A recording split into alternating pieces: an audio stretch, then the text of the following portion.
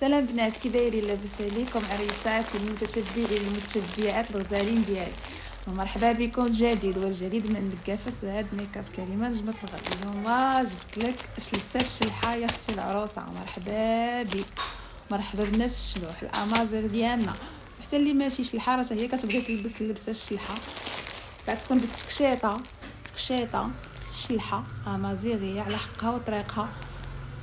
عاوتاني ما ننساش الصنعات ديالي حتى هما جبت ليهم اللي غيكونوا مرافقين للعروسه، حتى هما جبت ليهم اللباسي ديالهم اللي غيلبسوا. ما يمكنش العروسه لابسه الشلحه ولا ما يبقاو لابسه القفطان ولا التكشيطه، ما يمكنش.